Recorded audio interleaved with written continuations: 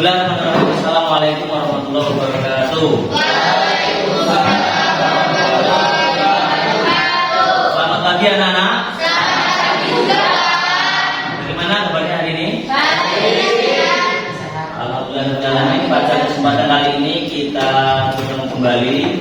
Jadi melanjutkan materi yang minggu lalu sudah sempat kita bahas, yaitu tentang akikoh dan juga berkurban. Baik, sebelum pembelajaran kita mulai, alangkah baiknya kita berdoa terlebih dahulu dengan harapan mudah-mudahan ilmu yang nantinya kita dapatkan dapat bermanfaat dan mendapatkan juga dari Allah Subhanahu wa taala. Silakan ketua-ketuanya dipimpin untuk berdoa. Persiapan berdoa. Berdoa mulai. Bismillahirrahmanirrahim. Radina billahi rabban wa bil islami dina wa bi Muhammadin nabiyyan wa rasula. Rabbi zidna ilma warzuqna fahma. Amin ya rabbal alamin. Berdoa selesai. Baik anak-anak, untuk yang selanjutnya Pak Ain cek daftar pelajarannya terlebih dahulu. Ada yang nggak masuk nggak hari ini? Dan Pak Ain cek satu-satu dulu. Al-Matar Nujum, Adri, masuk. Aldo, Pak Andin, Andin dia garam.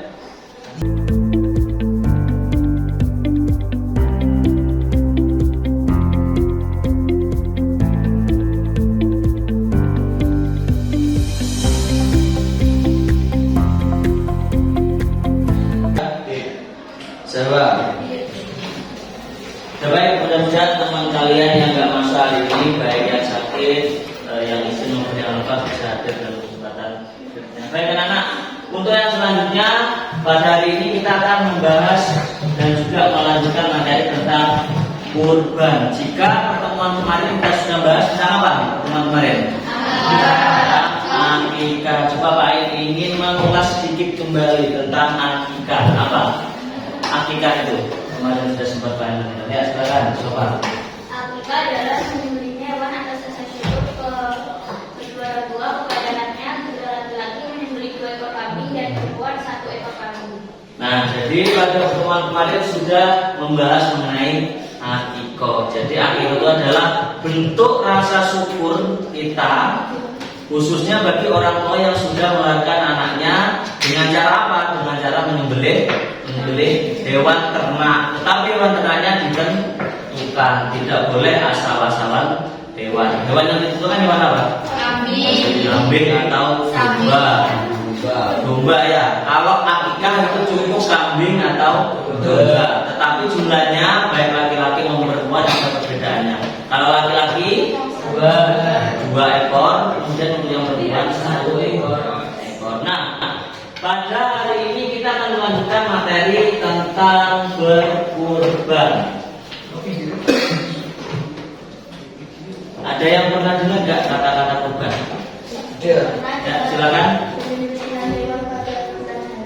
Pada bulan haji. Coba yang lainnya mungkin bisa melengkapi. Silakan ada. Orang yang menyembelih hewan menerima kurban seperti sapi, unta dan lain saat berlaga seperti itu penjelasan diri tersebut. Nah, dari kedua jawaban teman kalian tadi, jadi kurban menurut teman kalian adalah menyembelih hewan di bulan tertentu, khususnya di bulan haji atau bulan Dzulhijjah. Nah, untuk menjawab pertanyaan tentang kurban dan juga ketentuan-ketentuannya nanti akan Pak Ain jelaskan. Pada pembelajaran hari ini diharapkan selama 2 jam ke depan kita akan mampu, khususnya kalian akan mampu menjelaskan mengenai ketentuan kurban, baik itu pengertiannya, kemudian dalilnya, hukumnya, serta tata cara pelaksanaan ibadah kurban. Nah, baik untuk yang selanjutnya, jadi apa itu kurban? Tadi sudah sempat disinggung oleh teman kalian, yaitu berupa penyembelihan hewan. Nanti akan sedikit Pak yang jelaskan mengenai ketentuannya baik itu pengertian, kemudian dalil naqli, hukum maupun hikmah tentang kurban. Tapi sebelum itu di sini ada video yang nantinya silakan kalian simak. Di situ ada beberapa penjelasan. Nanti saya minta 1 atau 2 orang untuk menyimpulkan isi video tersebut. Silakan disimak.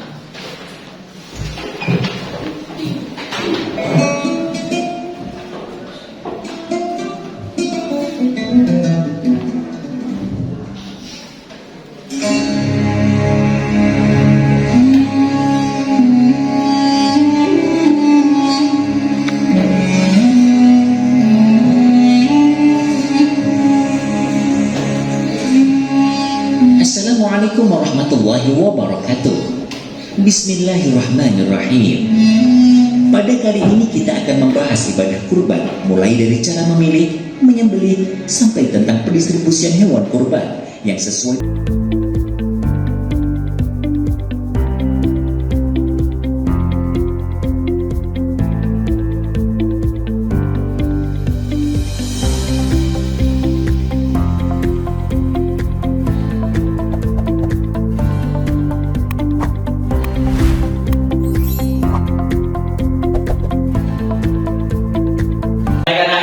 Kalian tadi sudah sedikit menyimak tentang video yang sudah Pak Ain tampilkan. Nah, dari video yang sudah Pak Ain tampilkan, Pak Ain minta 1 orang saja untuk menyimpulkan video tersebut. Kira-kira yang sudah ditampilkan tadi menjelaskan tentang apa?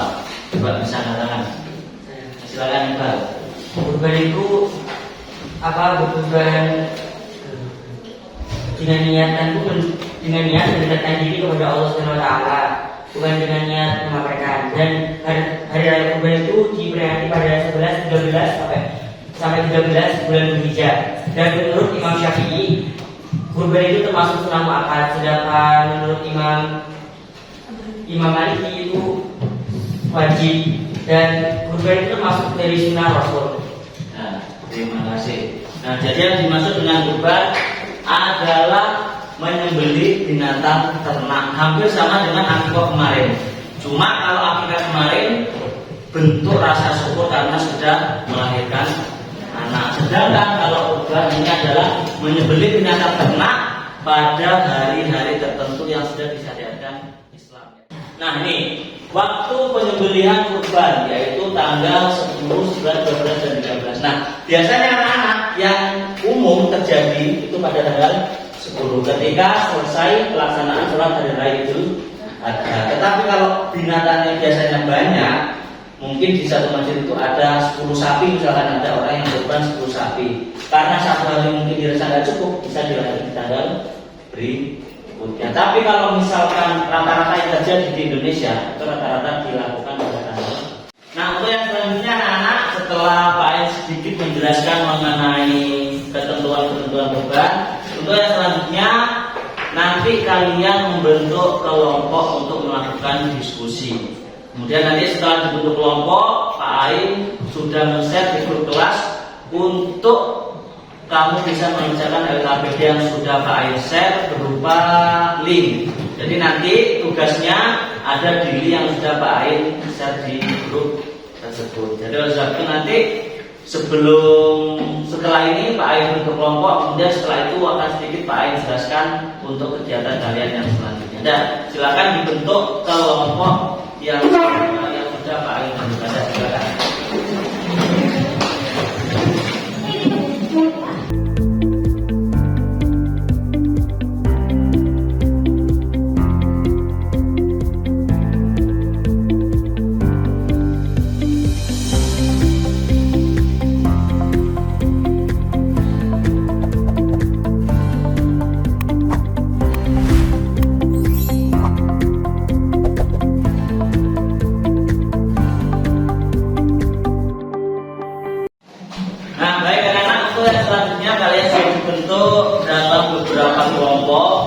Kemudian silakan kalian buka di HP-nya masing-masing. Bagi yang nggak punya HP bisa berkumpul dengan kelompoknya, nanti didiskusikan secara bersama-sama. Nah, di situ di grup Pak Ain sudah mengirimkan link yang berisi tentang LKPD. Nanti silakan kamu tulis hasilnya di lembaran kertas. Meskipun di situ linknya berupa PDF, jadi nanti silakan kamu klik, kemudian nanti di sana ada petunjuk belajar dan juga ada langkah-langkah yang perlu kalian kerjakan. Nah, nanti silakan tulis nama kelompok.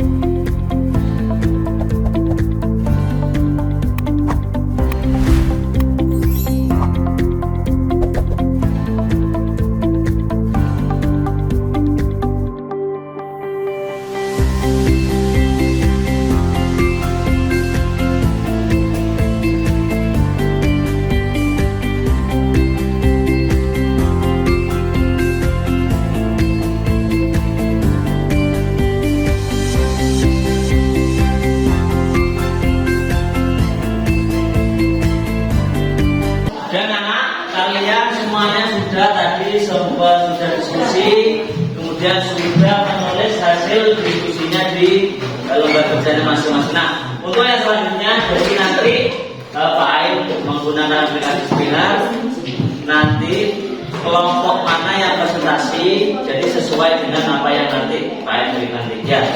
Paham? Jadi silakan dipersiapkan satu kelompok perwakilan, boleh 2 atau 3 orang untuk mempresentasikan hasilnya di depan. Gambar yang buat.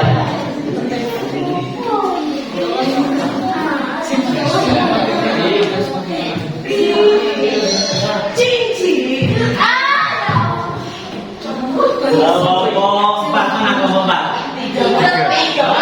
Oh ya, kelompok 3 mana? Ya, silakan kelompok 3. Assalamualaikum warahmatullahi wabarakatuh. Waalaikumsalam warahmatullahi wabarakatuh. Sebelumnya perkenalkan, nama saya Iqbal Dwi Ramadan dan saya Anda Mardani. Kami berdua dari kelompok 3 perwakilan ingin mempresentasikan hasil diskusi kami tentang penyembelihan hewan kurban. Saya menjawab soal nomor 2. Nah, jadi solusi untuk nomor 2 itu hewannya itu halal, tetapi hukum penyembelihannya itu haram karena tidak membaca niat atau tidak menyebut nama Allah, meskipun hewannya itu dalam keadaan masih hidup atau tidak berupa bangkai. Tetapi saat proses penyembelihannya itu tidak Menyebut nama Allah. Nah, itu penjelasan dari kelompok 3. Mungkin ada tanggapan atau pertanyaan dari kelompok yang lain. Nah, silakan gantian dulu. Ika dulu. Kira-kira bagaimana sih prosesnya untuk kita kayak mau mengkurbankan hewan di masjid itu gimana prosesnya? Prosesnya itu ya pertama itu niat. Paling pertama itu niat dan dan sekian dari kita berdua. Wassalamualaikum warahmatullahi wabarakatuh. Baik, klik lagi.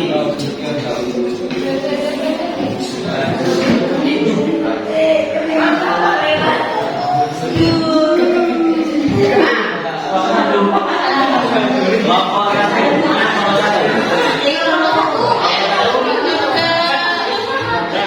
Warahmatullahi wabarakatuh. Waalaikumsalam warahmatullahi wabarakatuh. Jadi, sebelumnya perkenalkan dulu, nama saya Ika Ramidin Alisa Putri. Nama saya Mamida. Kami berdiri di sini akan menjawab pertanyaan dari soal LKPD yang nomor 3. Jadi itu di nomor 3 itu kalau kambingnya patah atau telinganya nggak ada itu nggak apa-apa. Jadi walaupun telinga sama tanduknya patah itu nggak akan mengubah sah atau enggak. Baik anak-anak, kalian semua dari kelompok 1, 2, 3 sampai kelompok 5 tadi sudah mempresentasikan hasil dari diskusinya. Lain memberikan beberapa konsep-konsep yang mungkin tadi ada beberapa yang perlu diperbaiki. Yang pertama yaitu syarat hewan yang boleh dikurbankan itu adalah hewan yang dalam keadaan sehat. Jadi hewan tersebut tidak boleh dalam keadaan cacat. Maksudnya cacatnya adalah cacat bawaan. Kemudian kalau misalkan Pak giginya ompong atau rusak patah, kira-kira boleh nggak dikurbankan? Boleh karena itu bukan termasuk cacat permanen. Jadi itu hanya mungkin berantem dengan temannya dan lain-lain sebagainya. Untuk selanjutnya kalian tadi sudah mempresentasikan hasil dan juga sudah menyimpulkan mengenai diskusinya tadi. Untuk selanjutnya untuk mengetahui kemampuan kalian tentang pemahaman mengenai materi kurban, di sini akan Pak Ain kasih kuis yang nanti silakan kalian download atau di grup Pak Ain sudah ngirim link, silakan diklik kemudian diisi nama. Di situ ada beberapa soal yang nantinya silakan kalian jawab.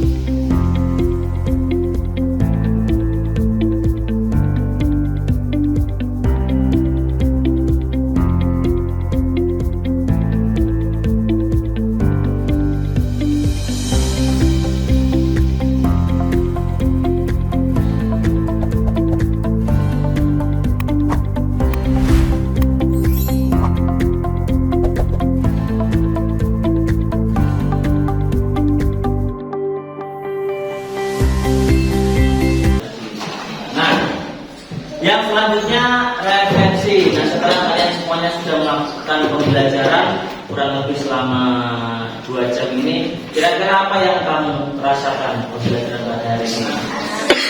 Nah, terus kemudian yang selanjutnya, ada nggak materi-materi yang mungkin kalian anggap sulit dari kurban ini? Kira-kira ada nggak materi yang mungkin kalian anggap, Pak, ini sangat sulit sekali? Karena kan kita hanya melihat dari video kan. Alangkah baiknya kalau misalkan kita melihat secara langsung. Nah, bisa kita lakukan tapi harus pada hari-hari tertentu. Yang selanjutnya Pak Ain sedikit memberikan kesimpulan dan juga penguatan. Nah, pada hari ini kita sudah sedikit banyak membahas mengenai kurban. Jadi kurban itu adalah bentuk rasa syukur kita sebagai umat manusia, khususnya orang Islam. Karena kurban ini di agama-agama lain mungkin ada, tetapi syariatnya berbeda dengan agama kita. Jadi kalau di agama Islam, ibadah kurban ini sebenarnya kalau kita flashback dulu, kita diingatkan dengan kejadian atau peristiwa Nabi Ismail dan Nabi Ibrahim. Nah, Nabi Ibrahim dan Nabi Ismail itu adalah ayah dan juga di situ mungkin kalian selama ini sudah sering mendengar cerita mengenai kisah bagaimana pengorbanan baik itu Nabi Ibrahim maupun Nabi Ismail yang rela mengorbankan anaknya untuk dikurbankan atau dikurbankan. Dan coba misalkan pada waktu itu Allah tidak memerintahkan malaikat untuk mengganti Nabi Ismail dengan seekor kambing. Yang terjadi mungkin ya kurban nggak akan seperti ini.